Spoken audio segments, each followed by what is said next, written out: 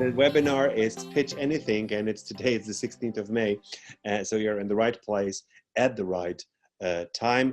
This is the fourth webinar in our series. So ultimately, the fifth and the sixth will follow, and the fifth will be on the 6th of June, and we will be talking at that time about motivation and productivity and attention and using time wisely, because this is crucial when you are doing a project as elaborate as a startup. Again, you are more than welcome to ask the questions. I will do my best to answer them, and Hannes in Brussels will be very happy to read the questions that you provide us with. Down in your computer, you see on your screen, you will see the Q&A. Please do use Q&A to ask the questions.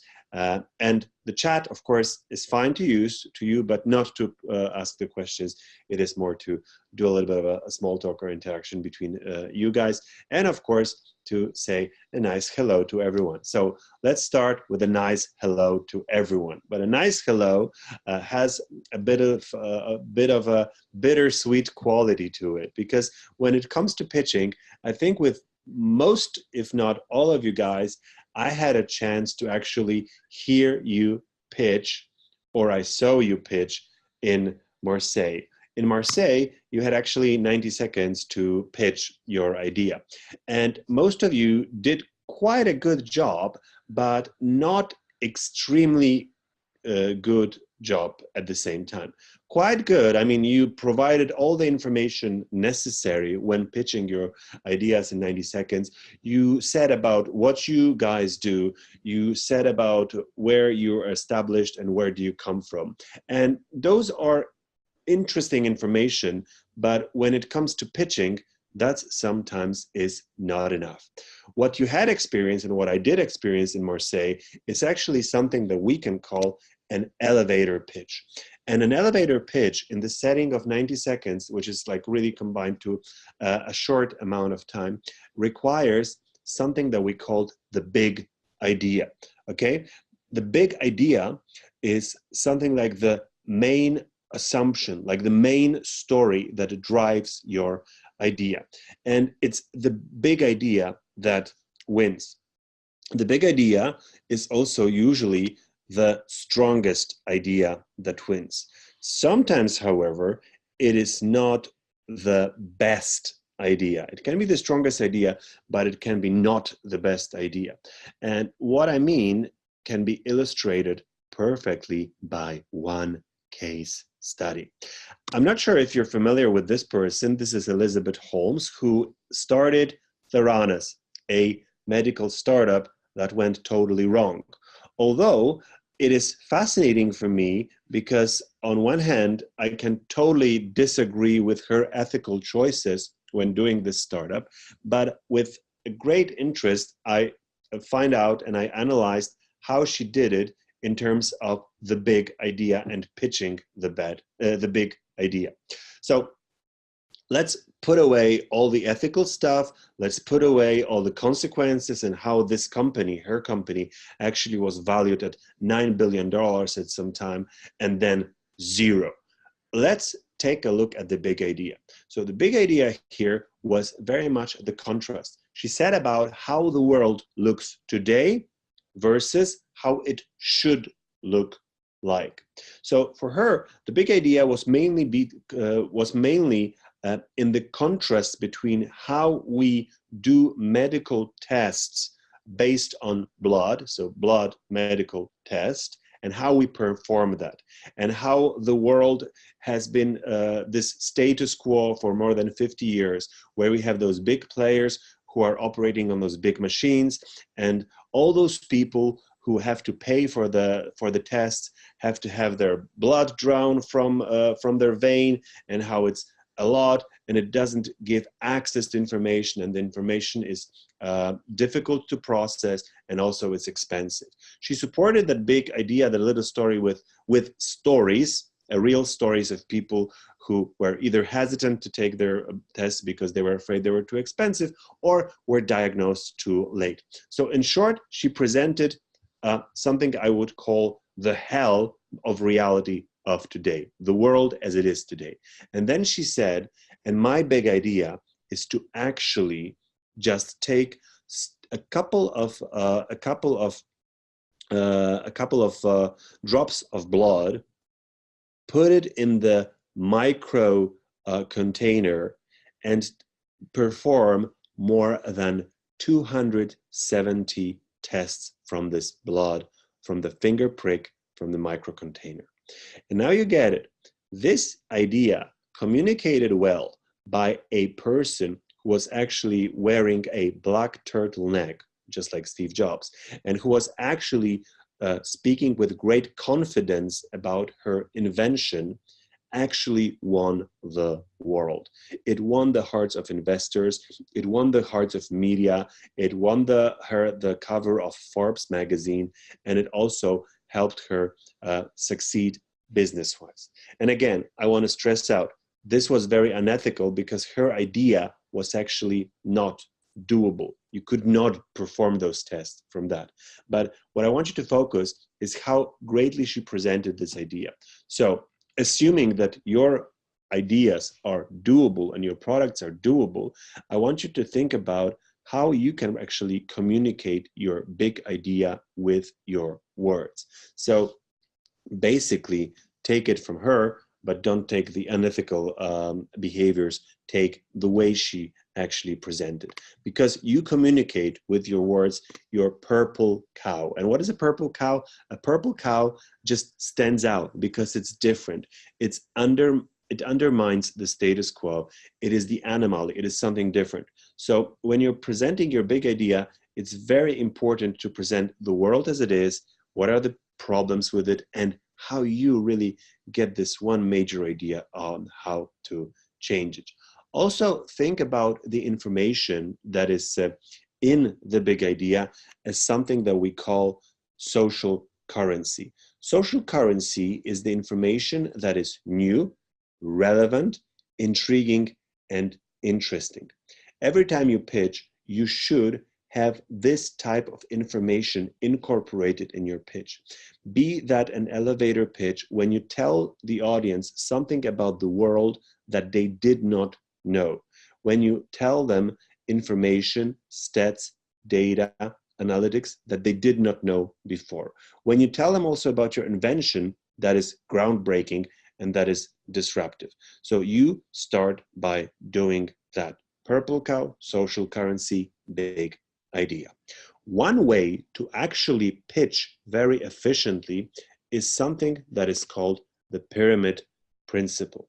And the pyramid principle is a method that is taken from the consulting, specifically from McKinsey Consulting, and it was a method invented by Barbara Minto in the 70s. I will not go into details. I will just quickly tell you that the pyramid principle in a form of presentation basically consists of a couple of elements. The first one is situation. When you describe the world, the market, something that is happening, the social forces, the legislation, anything else that gives the context to your solution.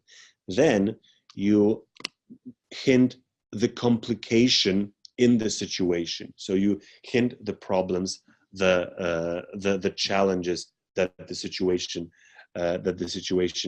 is linked to.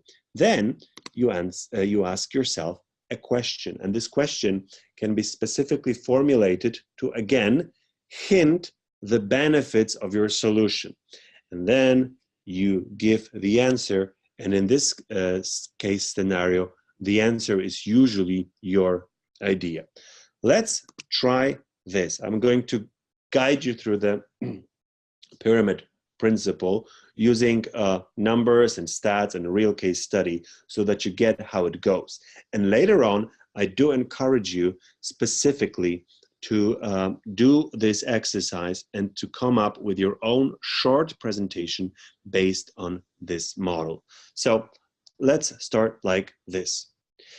Out of 10,000 flight connection that Polish National Airlines will perform this year, 30%, a staggering 30% will be either canceled, or delayed. Some of them will be even delayed for more than 3 hours. Luckily for us, there is a EU regulation 241/2014 that allows us to get a compensation of €600 for each flight that is actually delayed more than 3 hours at the destination. Unfortunately, and that's the complication, if you want to do it yourself, if you want to get this compensation yourself, you will definitely lose a lot of time. You will have to go through a lot of bureaucracy. You will have to fill out a lot of forms. And in the end, you might not succeed because the airlines, no surprise, will do everything in their sane mind to actually not to give you that money. The question is then what to do to actually have 600 money and not to lose time, nerves, and health in the process, and to get a higher success rate for that. Well, what you can do is actually you can delegate that, the whole bureaucracy and stuff, to a company that just needs your flight number and your flight ticket, and they will make sure that you get the compensation you are eligible to. And that company, my friends, is AirHelp. Okay, so there you have it. I described to you the situation using numbers and real case studies. Then I told you that there is a regulation. So the regulation was part of the situation. The situation is that there is a regulation. And then I told you about the complication. So like most people, if they want to get this compensation, will endure a lot of trouble.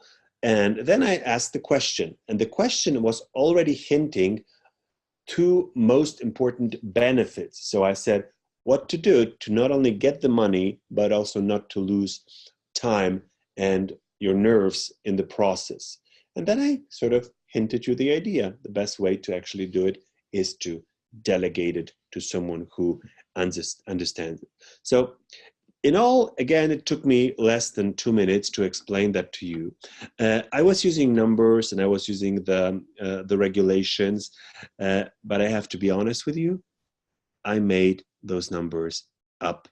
And that's a trick. Of course, not the trick to follow. You don't make up your numbers. You actually follow the guidebook and actually do the numbers well, correct, and check them.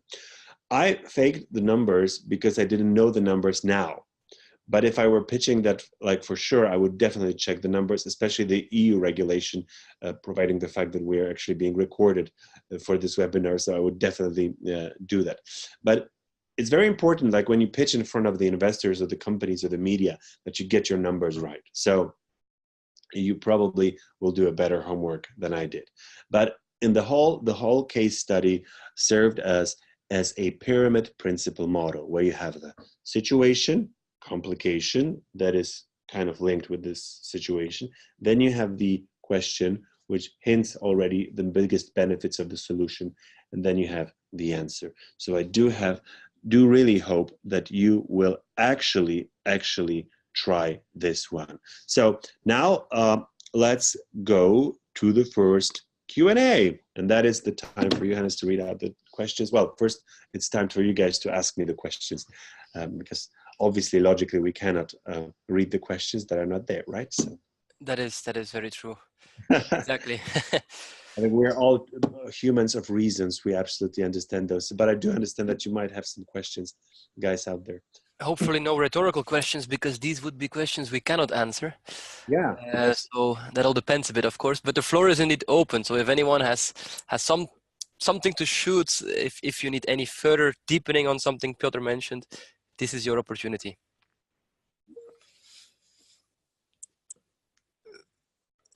Okay. Seems like everyone's very satisfied. So I would say just keep going. Why not? Yeah. Well, anyways, if you have some additional question, you just can still post them. But if everything is clear, that's still fine. If you have some additional question, we will have another round of Q&A in some time. So that was pyramid principle, and that was about the big idea. The big idea is also very important because it is actually the ideas that win the attention and the hearts of the investors, media, and customers. They want to know what is out there, what is there for me. And in order to actually craft the big idea, both the big idea and the pyramid principle, you have to know one more thing. You have to know your commander's intent.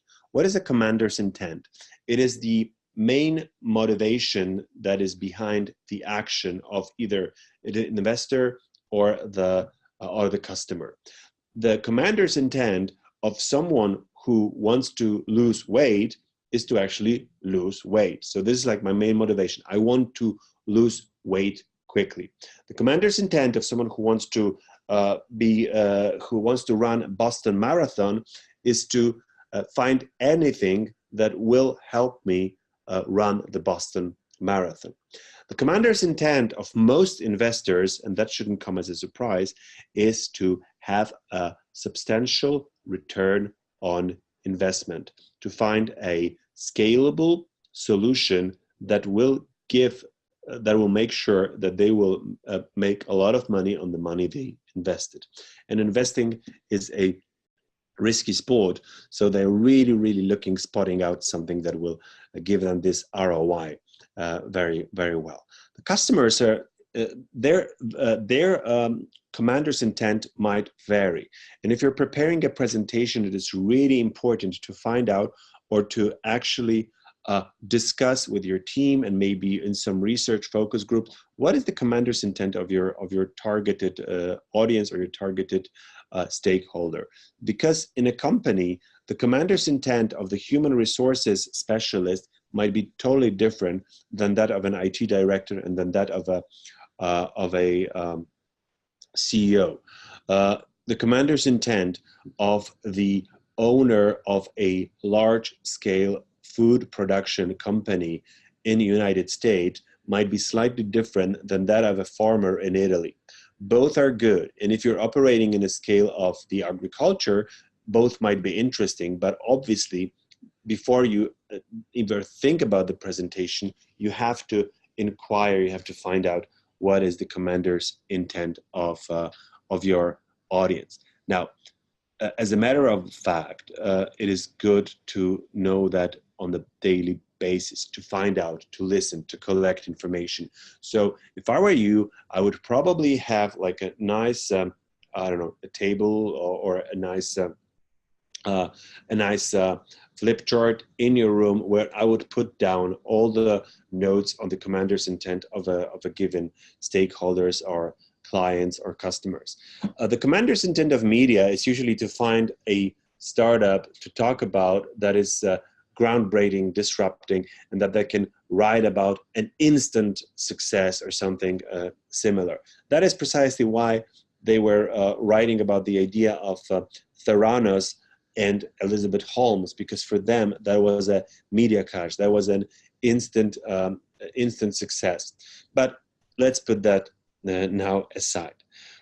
You already know the pyramid principle model. Now I'm going to share with you another model, and that is called the message map. And when it comes to message map, that is another way to pitch very fast your startup, your idea. The first thing that you need to do is to craft a savvy, witty headline that contains your unique value proposition. And what is a unique value proposition? It is the value that you offer to your customers, and that is, well, precisely that, unique. Then to that headline with unique value proposition, you add 3 supporting messages that prove that your unique value proposition is indeed unique. And again, to help you understand that, I'm going to share with you a example, and that example is actually my example, because I help companies hone and position their message. I always use cognitive psychology and social science. I put the theory to the test in practice, working with companies in Austria, Australia, Germany, Azerbaijan, Moldova, Slovenia, and of course, Poland. And I constantly learn to update my system. That is my message map. but your message map is obviously different because you are not me. That's kind of well understood. So let's take a look at this. The first is the unique value proposition. This is what I do. I help companies hone and position their message. This is what I do. This is what I help them achieve. So think about it. I help companies, that is the target group, hone and position their message. That is the benefit. So if you want to craft your unique value proposition around that, think about who is the target group and think about what do you help them achieve. But that is not enough. Sometimes your headline, sometimes your unique value proposition might not be enough. That is precisely why we add those extra supporting messages. I use cognitive psychology and social science. That is the first supporting message. This is the technology I use. I use cognitive psychology. So if you're looking for someone who is using science and not just opinions, then you might want to end up with me. Then the next one is I put theory to test in practice, working with companies and I give the specific countries so that I can again gain credibility. So this is again one way to support my message. And the last one is I constantly learn to update my system. And that is the last one that I actually came up with that supports me as a brand, as a unique value proposition. So again, just like in the case of pyramid principle, again, this is another way to pitch anything you want, especially your solution. Well, and when you pitch, you have to actually balance the two things. The first thing is that you are actually very much inclined to talk about yourself, but at the same time, you have to balance it out with information that is interesting for your audience, for the investor. And again, it varies. Why am I talking about it? Well, it brings to my attention a very interesting quote by Stephen Hawking. When someone asked Stephen Hawking about his IQ, he answered, and I quote, "I don't know. People who boast about their IQs are losers." And I would use that as a metaphor, and I would say startups who boast only about their functionalities, about their system, about their technologies are actually losers. Why? Because they forget that it is not the functionalities, it is not the technology that wins the hearts of customers and the investors. It is actually the benefits and what they find in this information. So if they find the information relevant and if they can understand how it applies to their life and to their return on investment, then it's absolutely fine. So don't take it from me, take it from Stephen Hawking. But at the same time, when Stephen Hawking was delivering value to the audience, everybody knew that he has an incredible IQ. So remember, this is very important. A pitch is not an opportunity to self-promote. The rules of the pitch are as follow. First of all, know your audience, who you are pitching to. Think about what's important to them, what's relevant to them, what do they know, how to make the story relatable. So how do you present the world, the reality, so that they understand? The next rule is use the words. I'll be using words, you'll be using words, because we can, with words, implement an idea, the big idea, in the head. When you are using words, tell people things they don't know. Okay, it's not enough to say things like retail industry is hurting our planet. This is something kind of obvious and not very interesting. But if you put it into other words, saying things like, for example, 7,000 liters of water, that's an average used to produce one pair of jeans. A pair of jeans that is, again, on average going to be worn 10 times only. That's a horrible waste. Given the fact that, and blah, blah, blah, and I would continue, but the second way, the second approach is so much better because it actually contains something that is interesting, new, something that I did not know before. So now it's your turn to ask me the questions again. And I suppose that now we have some because I have spotted some. Absolutely. You spotted these very, very well. First question we got is from Francesca, who's asking, for a short pitch, what is the best way to target or adapt this to different audiences? For instance, if you know if your audience will be very technical. Well, then focus on the things that might really, really mesmerize them. And by that, I mean, tell them something that they did not know. But again, in a short pitch, use the big idea model when you kind of present the world as it is and how you are using it. But it could also be with a technical audience, for example, to show them that regularly this technology has been used like this, but we have discovered that we can use it this way. So in big idea, regardless of you're orienting it towards a different audiences, it's always good to base this on the contrast. So this is my advice for that. All right. Thanks a lot for that. Another question comes from Isaac, or Isaac, I don't know how to pronounce that, my apologies, who's asking, I will say it literally, for impact investors, such as with, for instance, an environmental impact, are there any key factors to take into account apart of the numbers?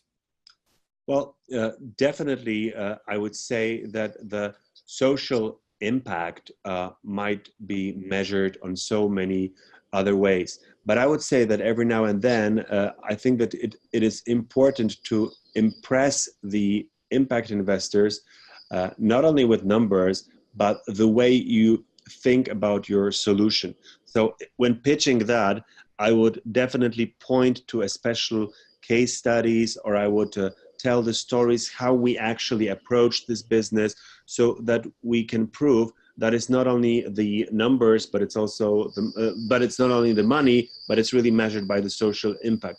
But also be blunt about how you managed to actually combine the two, money and social impact. I'll give you the example because I've quite recently worked with an amazing person who actually came second in the Chivas Venture competition, which is for the social impact startups, and she won the second prize, which was incredible. She was the first Polish startup to ever be in the finals and to position so much. And she was very blunt about that. Not only their solution is really great for the environment, but they are also interested in making money. And for those investors, that was good. So she was really blunt about it. So I would use that blunt, transparent approach, but also telling people things that they don't know. That's the cue. All right. And then a third question we got from Jan. Mm-hmm. He appreciated your example of Stephen Hawking. Okay. Thank you. Yeah, but it only works because people know that he has a high IQ. So if a Mm-hmm. low IQ person would say that people who brag, or if a low IQ person would say that people who brag about their IQ are losers, this person would not be taken seriously. So wouldn't you say that a listener has to already be convinced of our technology? In a way, yes, but credibility is gained on so many levels. And of course, you are right in saying that. But I would say that the main takeaway from this metaphor is that presentation should be more about the audience, the investor, the media. I mean that they need to find something relevant for them.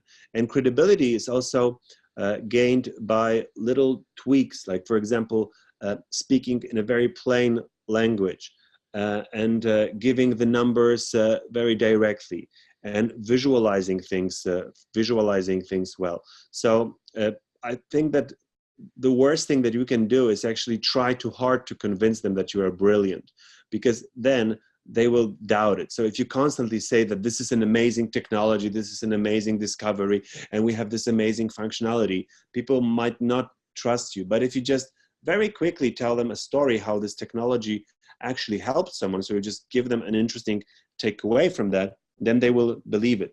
I'm again referring to this Ferranos case. It is not a positive case in terms of ethics, but it's a very positive case in terms of presenting. She was actually doing the right job, and she was just writing this contrast. And again, she was gaining credibility by being surrounded by the right people. So, for example, if you want to quote data from legit sources. If you want to use quotes from people like Stephen Hawking. Don't use quotes from no names. So that would be That would be. It's a good question, but I would say always think about the audience and don't try too hard to convince them that you are perfect. Just be perfect. Okay. Voilà. For me, that's definitely okay. I hope it's also good for Jan. No, all good, I would say. Jan is also thanking you in the chat box, so it seems like you answered that question. Thank you very much, Jan. Thank you everyone for those questions. I'm waiting for more, but now it's actually someone's turn, and it's Bethany's turn. And I'm sure that some of you might have seen this pitch. We're going to watch it now together. I mean, at least part of it. And I want you to analyze it and see how actually the language is very plain and simple. The intro is very simple. And then we're going to talk about it, and we're going to talk about the general ways of doing the pitch. This is something that we would call more like a demo day pitch, a competition pitch. So take that in mind. For the investors pitch, I would definitely need to have some more interesting data in here. But it also served as an investor pitch, actually, because after that competition, she was approached by some investors who actually wanted to invest in the company. So I guess that's good. So now let's watch carefully the pitch by Bethany Edwards presenting Leah Diagnostics. 1987 brought us the first cell phone, the boombox, the Apple personal computer, and the at-home pregnancy test. It's been 30 years since 1987, and all of these revolutionary innovations have advanced significantly, except for one, the at-home pregnancy test. It's still the same stiff plastic relic highlighted in movies for its lack of privacy. Someone finds the test in the trash and breaks the news before you can. Worse yet, they're bulky, expensive, and add over 2 million pounds of plastic to landfills every year. Meet Leah. Leah is the world's first ever FDA-cleared, flushable, and biodegradable pregnancy test. We've engineered Leah from paper, not plastic, allowing it to disperse in water and biodegrade without sacrificing accuracy. Our innovation in material science and water dispersible diagnostic technologies means that you can now flush these tests. Let's show you how Leah works. Move to the demo, please. Leah works like traditional pregnancy tests. You simply pee on Leah's wider, easy-to-use sample pad. Today, for simplicity, we're pipetting a urine sample. You lay the test flat and you wait for your results. We'll return to these tests in a few minutes, but this is what a negative test looks like, and this is what a positive test looks like. Please return to the presentation. There are a mix of diagnostic and consumer packaged goods companies that sell at-home pregnancy tests. Their tests are also over 99% accurate, but they do not provide privacy. They are bad for the environment, and they use high-priced materials. Plastic accounts for 52% of the cost in non-digital tests.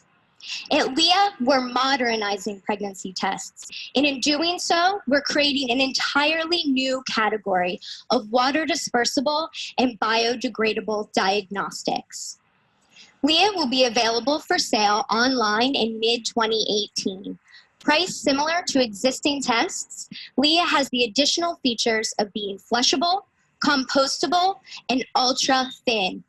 Leah is so sleek that we can ship it to you in an envelope.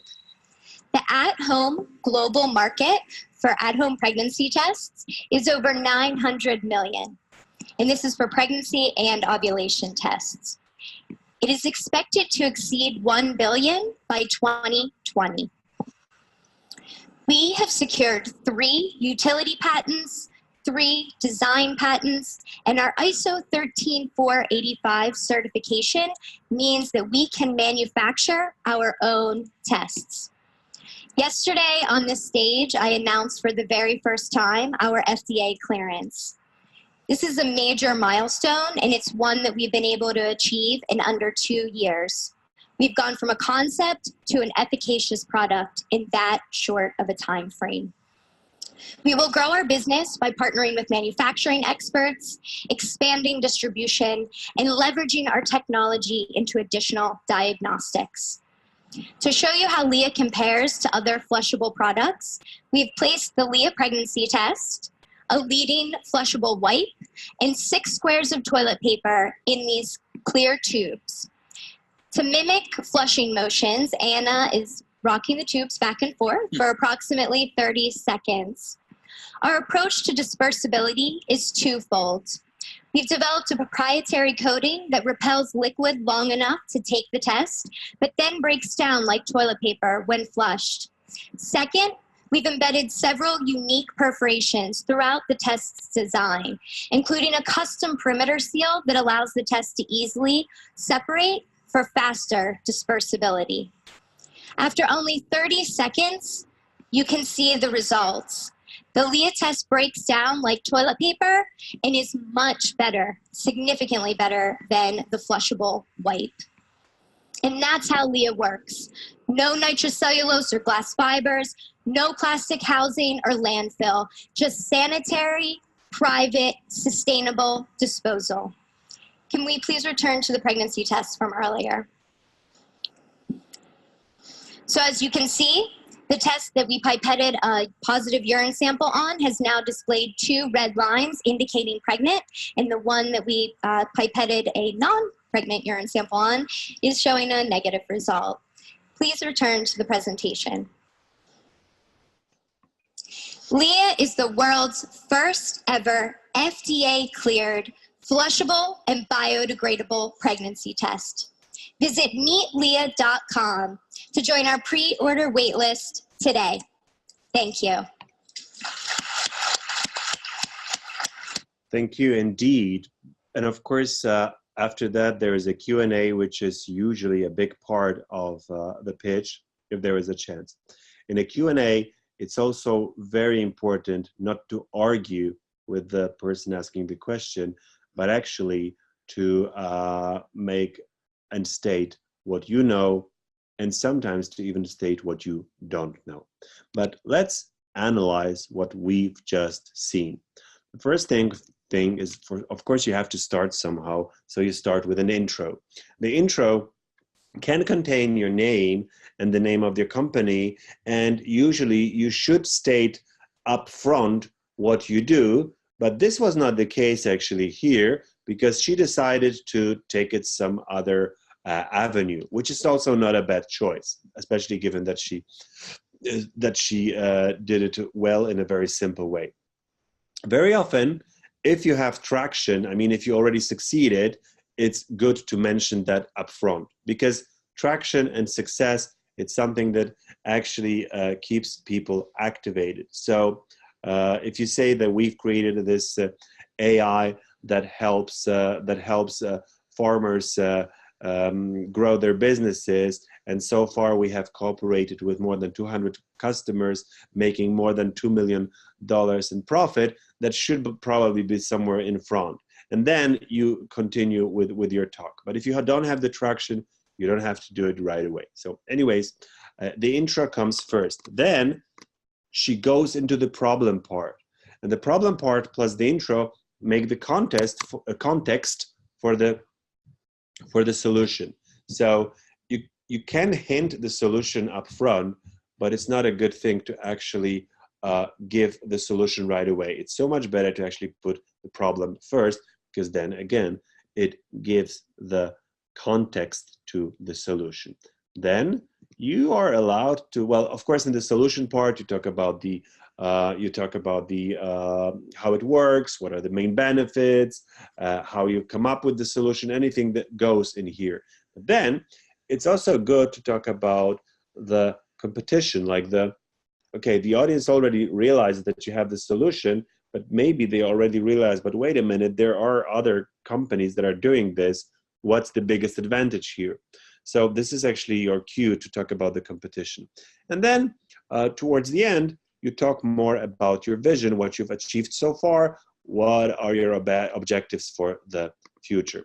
And it gives us such a nice line, which is very much contrasted, and rightly so, because things that are in contrast are usually capturing our attention well. So let's now go into the details. How she does the intro is very simple and very effective. She just compares two realities, that of a 1987 to that of a 2017. And she definitely uses that to point directly to the one thing that has not changed for the year over the years, and that is the pregnancy test. The pregnancy test that is going to be the culprit, the bad character of this story. So she actually, it is less than 10 seconds, but actually it goes like this. Then she proves what is the problem with the problem. So she definitely gives two actual things. The first one is that it is not discrete. So number one, that is the problem with the world today, when the plastic pregnancy tests that has not changed for 30 years are around. They are not discrete, and they're bad for the environment. Worse yet, so she piles up that. So again, if you're talking about the intro and problem part, it's good to make something that people can relate to and understand, and they can find out, okay, that's interesting. They add over 2 million pounds of plastic to landfills every year. And then after that, it's time for the solution to shine. So she says, meet Leah. Okay, so this is Leah. This is Leah, and Leah is the first ever FDA cleared, flushable, and biodegradable pregnancy test. Okay, so 3 supporting messages for the Leah. The most important thing is this FDA cleared, it's flushable, and it's biodegradable, meaning that it's not, that it's discrete, and that it's not bad for the environment. So you see there, the mirror. And then how we've engineered it, what is it? What's the main difference? It's not plastic, it's paper. And then our innovation means that you can flash these tests. And I have especially marked this part of the sentence red, because the phrase, it means that, hints the benefits. So all this technology means that.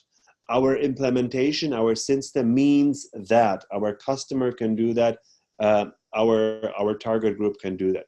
So use that phrasing a lot. What it means is that you can now have an limitless amount of new soundtracks. What it means now is that a farmer can now save up to 30% of the water, and in a consequence save on the business. Anything goes, but use that phrasing. And then this is how Leah works. Move to the demo, please. The demo part in any pitch is the way to actually show how you came up with the MVP, the product, or anything, but don't be too technical about it, unless, of course, you're presenting for the technical audience. Because if you're presenting for more general investors, they don't really care that much about the technicalities. What they care about is how it works, and that it's doable, actually. And of course, well, you can fake it till you make it, but don't fake it like Theranos did. They faked it for too long, and they faked it like forever. So then she explains how it works. And note again that she says the things that are important here. So Leah works like traditional pregnancy tests. Nothing is different. So you wait, and so actually she's simplifying it, saying, oh, this is just like a regular test, but made from paper. And then she, of course, says that we will return to this presentation, because obviously it takes time for the pregnancy test. Then she talks about the competition, and it's also important to find out and to learn how to talk about the competitors.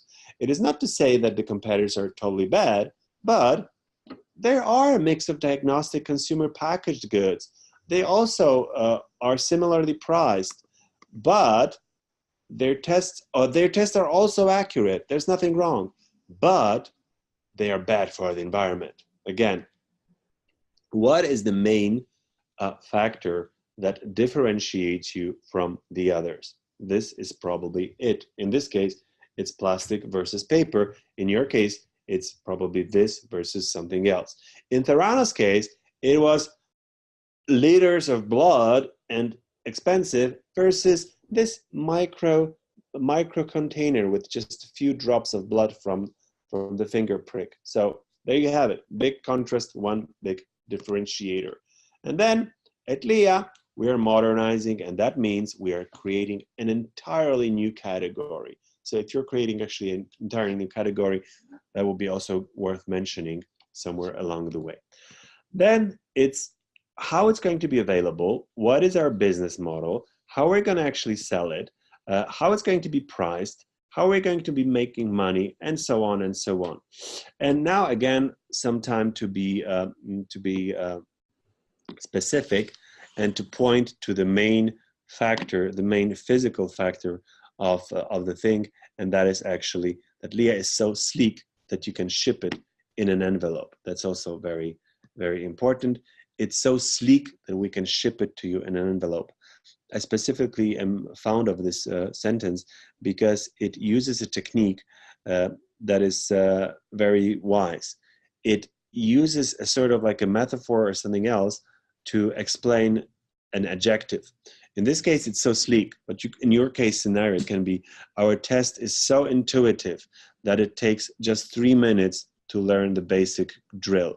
Our equipment is so efficient, or our team is so flexible. Anything you want to prove, you better prove it with a sentence similar to that I really believe you that is the case. Now, a little bit about the market. And when talking about the market, remember about a couple of things when you're pitching. Talk, first of all, real accurate legit numbers. Second, don't go so way to the future. I've been to various competitions or various meetings where startups were saying, Goldman Sachs estimates that by 2030, this market will be worth $30 gazillion. Seriously, I can give you a better number, and both those numbers don't match because nobody knows what the world will be in 2030 and 2025. Basically, we as humans can make some predictions, but it's not that wise. So don't actually go so far into the future. It's more important and more interesting. What is the market like right now? How it has changed over the years? What are the tendencies? What are the trends? And maybe just, a little look into the future, but by 2 or 3 years. Don't give those numbers. I can bet any of you that the predictions of either Goldman Sachs or McKinsey for the year 2025 are wrong. Okay, there can be major mistakes, and again, investors will not be enchanted just by the fact that the agriculture market in 2030 is going to be worth $100 billion. No, they won't, because they've got better numbers and they are more interested in what the market is worth now. The second, then is, a little bit of a rah-rah about how they have utility patterns, design patterns, ICO, and what it means, and what they've achieved. So this is the part when you talk, so far we have done this, in the future we will do this. So far we have established this, but in the future we will grow our businesses with manufacturing experts, expanding distribution, and additional diagnostics. Then another experiment to compare with other leading products. Again, of course, this experiment only makes sense because of the nature of the product they're selling. But if you have some experiments to compare yourself with others, go ahead. And then she talks about the approach to dispersibility, so a little bit about technology, and just to point out the main benefits of the product. And then this is how Leah works.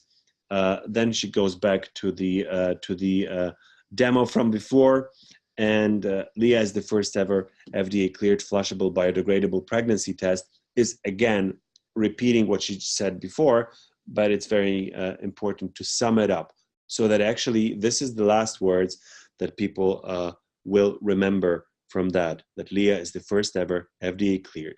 And then she finishes up with a nice call to action, and I want to now to wrap it up with a nice set of Q&As, okay? And there is already one question waiting for you, again from Isaac, Okay. or Isaac, who's announcing that he'll be pitching in 2 weeks at a top event in front of a large audience with top Nordic investors. Now, those projects focus on environmental impacts, as already mentioned before, mainly on oceans, but also numbers. He has never pitched in such an event and is asking you for any specific advice for the preparation. Well, first of all, start preparing right now. And I would say what I would usually do, I would first collect a lot of material. So I would think about the case studies that illustrate the problem that you are solving, or have some numbers and specific statistics, especially something that is relevant for the subject and relevant for the audience. Given the fact that it's going to be for the Nordic countries and for the Nordic countries with social impact, I would actually look for case studies from that area specifically. So, for example, I would use information like this, that in Norway they have this future generation fund, and for example, they have decided some time ago that they will not invest in any investments that leave a high carbon footprint. So, I mean, I'm not saying you have to use specifically this one, but I would use some sort of information like this. And when it comes to presenting, think about what is the best way to describe the world as it is with problems versus what is the contrast of your idea and solution. And I would use really plain language to describe it then. So first collect as much material as possible, then in the process of editing, actually narrow it down, then check the logical flow of the presentation, just like we had it. So there's an intro, problem, solution, what are the main benefits of the solution, how the solution works, what's the market for the solution, how we will earn money on this, and then talk about the competition maybe a little bit, and then towards the end, talk about what we've achieved so far, what is our vision, and how this vision is really helping not only the business grow, but also how it leaves a great social impact and environmental impact. And I will be keeping my fingers crossed for you for that occasion, actually. Likewise, and I think we all will, right? Yeah.